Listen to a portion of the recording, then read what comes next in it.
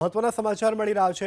પ્રધાનમંત્રી મોદીના કાર્યક્રમ પહેલા અમદાવાદમાં તડામાર તૈયારીઓ કરવામાં આવી રહી છે। અમદાવાદનું જીએમડીસી ગ્રાઉન્ડ પોલીસ છાવણીમાં ફેરવાયું છે। સાંજે 5 વાગ્યે અમદાવાદ ભુજ વચ્ચે વંદે મેટ્રો ટ્રેન દોડવાની છે, જે વંદે મેટ્રો ટ્રેનમાં 3100 મુસાફરોની ક્ષમતા સાથે 12 કોચ હશે, જેનું ઉદ્ઘાટન પ્રધાનમંત્રીના હસ્તે કરવામાં આવશે। તો 430થી લઈ અને વધુ યાત્રિકો અમદાવાદથી ભુજ 6 કલાકમાં પહોંચી શકશે અને જેનું સફળ ટ્રાયલ પણ કરવામાં આવ્યું છે। તો અમદાવાદ ગાંધીનગર મેટ્રો ફેઝ 2ને પણ પ્રધાનમંત્રી લીલી ઝંડી આપવાના છે। બંને દ્રશ્યોમાં આપણે બતાવી રહ્યા છીએ।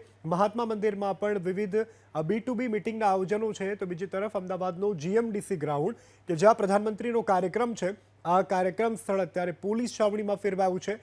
સાંજે 5 વાગ્યે મુખ્યમંત્રી આ સ્થળની મુલાકાત લેવાના છે। પ્રધાનમંત્રીના આગમનને લઈ તડામાર તૈયારીઓ કરવામાં આવી છે। સુરક્ષામાં કોઈ ચૂક ન રહે તેનું પણ પૂરતું ધ્યાન રાખવામાં આવ્યું છે। તો અમદાવાદ અને ગાંધીનગર વચ્ચે દોડનાર ફેઝ 2 મેટ્રોનો કે જેનું પણ પ્રધાનમંત્રીના હસ્તે 16 તારીખે લોકાર્પણ થશે। પીએમ 10,800 કરોડના 7 પ્રોજેક્ટનું ખાતમુહૂર્ત કરશે।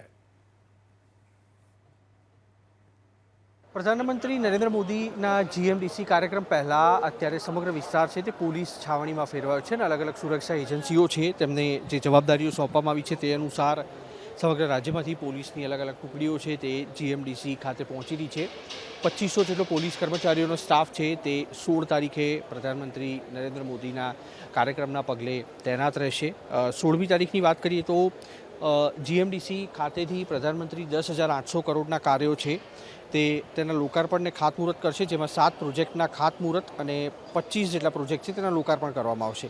સૌથી મોટો પ્રોજેક્ટ રહેશે અમદાવાદ ગાંધીનગર વચ્ચેનો ફેઝ 2 મેટ્રો રેલ, જે 3200 કરોડના ખર્ચે તૈયાર થવાનો છે અને તેની સાથે સરદાર પટેલ રિંગ રોડ પર પૂર્વ વિસ્તારમાં ટ્રાફિક જંકશન પર બનનારા ઓવરબ્રિજ છે તેનું ખાતમુહૂર્ત કરશે પીએમ નરેન્દ્ર મોદી। તેની સાથે શહેરી વિસ્તારમાં લગભગ 21,000 જેટલા અને ગ્રામીણ વિસ્તારમાં 35,500 જેટલા આવાસ છે તેનું લોકાર્પણ પણ પીએમના હસ્તે કરવામાં આવશે।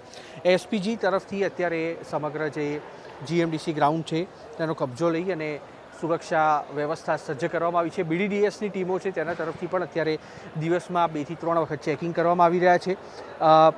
4 જેટલા બ્રિજ છે તે પણ પીએમના હસ્તે ખુલ્લા મુકાશે, જેમાં રામોલ હાથીજણ, પાંજરાપોળનો જે બ્રિજ છે તે અને બાકરોલ ખાતેનો જે બ્રિજ છે તેને ખુલ્લો મૂકવામાં આવશે।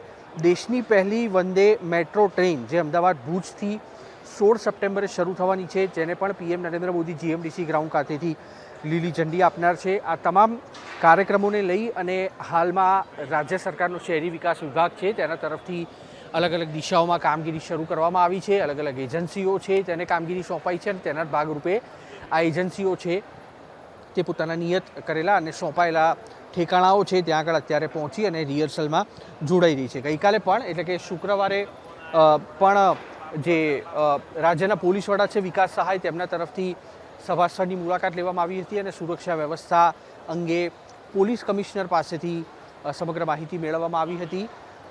15 તારીખે બપોરે પીએમ નરેન્દ્ર મોદીનું અમદાવાદ એરપોર્ટ ખાતે આગમન થવાનું છે અને તેની પહેલાં સાંજે 5 કલાકે અથવા 6 કલાકે રાજ્યના મુખ્યમંત્રી ભૂપેન્દ્રભાઈ પટેલ છે તે પણ આ સ્થળની મુલાકાત લઈ અને સમગ્ર પરિસ્થિતિનો તાગ મેળવશે। કેમેરામેન નૈનેશ ગુડિયા સાથે કુશાંક સોની, એબીપી અસ્મિતા, અમદાવાદ।